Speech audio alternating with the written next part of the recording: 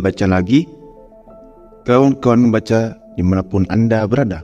Siapkan posisi nyaman, fokuskan pendengaran, mari baca teks dan suara.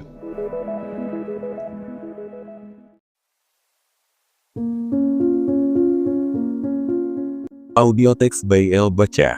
Berdasarkan buku De Revolution Ibis Orbium Coelestium karya Copernicus. Episode 1, Fondasi Intelektual Copernicus. Latar sosial, pendidikan humanis Renaissance, dan kelahiran kerangka berpikir heliosentrik. Pendahuluan episode, mengapa memulai dari fondasi pemikirannya.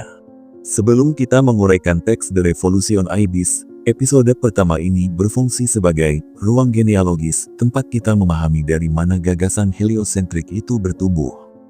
Tidak ada gagasan ilmiah besar yang lahir dari kehampaan, selalu ada dunia pemikiran, realitas politik, dan tradisi ilmiah yang membentuk cara berpikir seorang ilmuwan.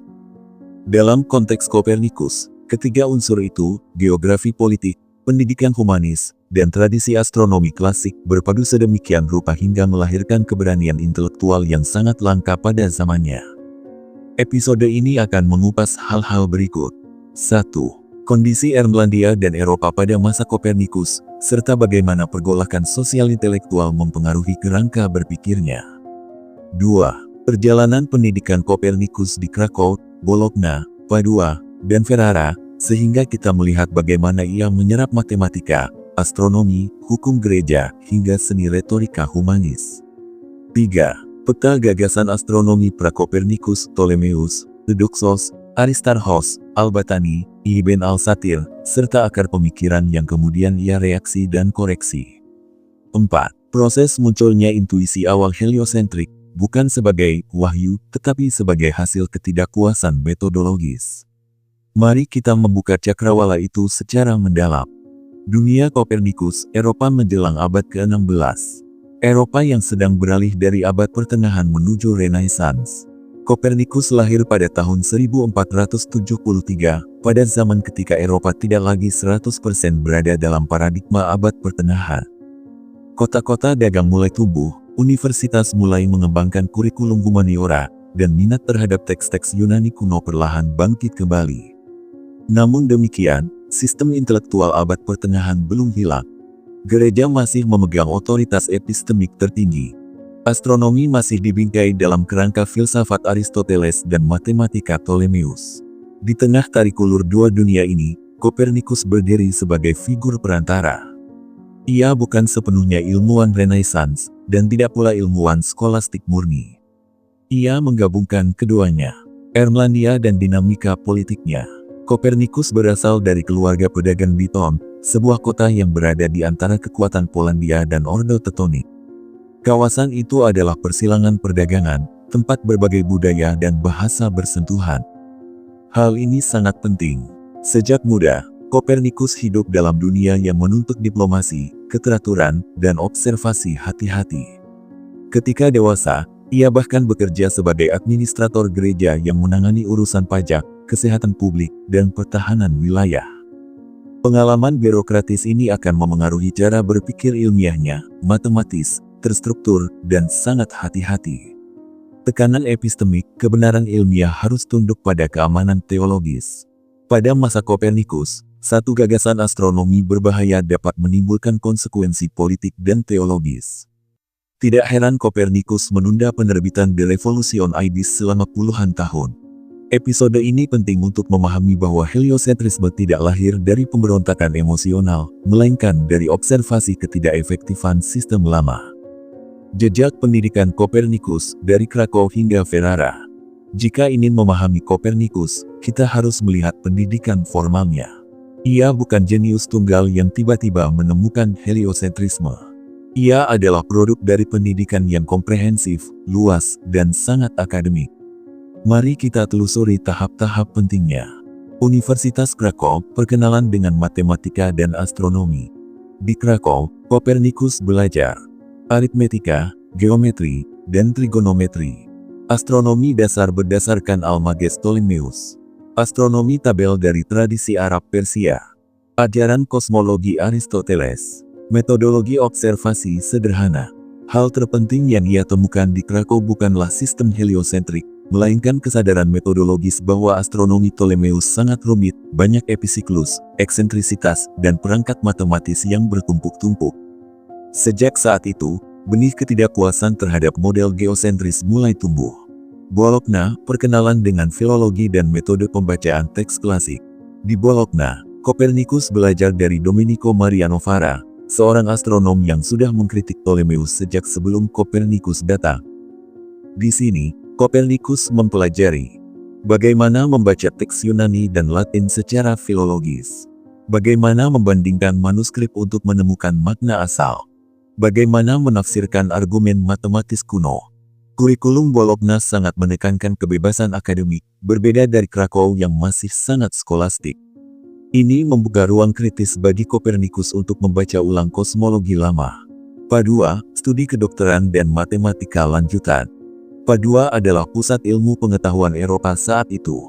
Disinilah Copernicus mendalami geometri Euclides, trigonometri bola, sistem orbit, anatomi dan logika medis, tradisi astronomi Islam yang lebih presisi daripada Eropa.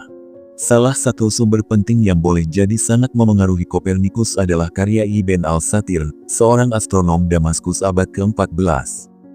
Model matematis Ibn al-Satir memperbaiki sistem Ptolemeus tanpa melanggar prinsip gerak melingkar. Di kemudian hari, struktur matematis ini sangat mirip dengan model Copernicus. Ferrara, gelar doktor dan legitimasi akademik. Di Ferrara, ia memperoleh gelar doktor hukum gereja, yang sangat penting karena 1. Memberinya posisi stabil sebagai kanonik. 2. Mengajarkannya cara menyusun argumen secara sistematis. 3. Membangun kebiasaan intelektual yang rapi, yang kelak tampak pada struktur De Revolution Ibis. Gelar itu bukan sekadar formalitas. Ia adalah fondasi retorika ilmiah Copernicus. 3 tradisi besar yang melahirkan gagasan heliosentrik. Untuk memahami De Revolution Ibis, kita harus mengurai 3 tradisi yang membentuk kerangka berpikir Copernicus. Tradisi Yunani kuno, gerak melingkar sempurna. Dari Eudoxos, Aristoteles, dan Apollonios, Copernicus mewarisi 3 prinsip. Alam semesta bersifat harmonis dan beraturan. Gerak langit idealnya berbentuk lingkaran. Matematika adalah bahasa terbaik untuk kosmos. Satu hal yang akan menjadi penting bagi Copernicus. Aristarchos dari Samos, yang sudah pernah mengusulkan heliosentrisme berabad-abad sebelumnya, meskipun idenya ditolak. Tradisi Arab Persia, perbaikan matematis terhadap Ptolemeus. Para astronom seperti Al-Batani, Al-Tusi, Ibn al-Satir, menghasilkan koreksi matematis yang jauh lebih presisi daripada astronom Eropa pada zaman itu. Konsep peran Tusi, misalnya, muncul dalam model Copernicus, menunjukkan pengaruh kuat tradisi matematika timur. Tradisi Latin abad pertengahan, adaptasi teologis dan skolastik. Sebelum Copernicus, kosmologi geosentris sudah menjadi bagian dari teologi. Konsep-konsep seperti bumi sebagai pusat moral manusia, langit sebagai ruang ilahi, keteraturan kosmos sebagai argumentasi keberadaan Tuhan. Semua konsep tersebut telah mengakar kuat. Oleh karena itu, setiap gagasan astronomi baru harus sangat hati-hati. Copernicus memahami ini betul. Lahirnya intuisi heliosentrik. Pada titik ini, kita memasuki bagian paling subtil dari episode pertama, bagaimana sebenarnya Copernicus terpikir untuk memindahkan bumi dari pusat ke pinggir. Jawabannya bukan wahyu, bukan pemberontakan, bukan mimpi. Jawabannya adalah ketidakeleganan sistem Ptolemeus. Prinsip elegansi matematis sebagai pemicu. Copernicus melihat bahwa sistem geosentris terlalu kompleks, terlalu banyak variabel bebas, dan terlalu bergantung pada parameter buatan. Sebagai seorang humanis yang mencintai harmoni, ia tidak percaya bahwa alam semesta seharusnya sesulit itu untuk digambarkan. Prinsip kesimetrian kosmos. Dalam Commentariolus Graph awal heliosentrisme, Copernicus merumuskan sebuah keyakinan inti.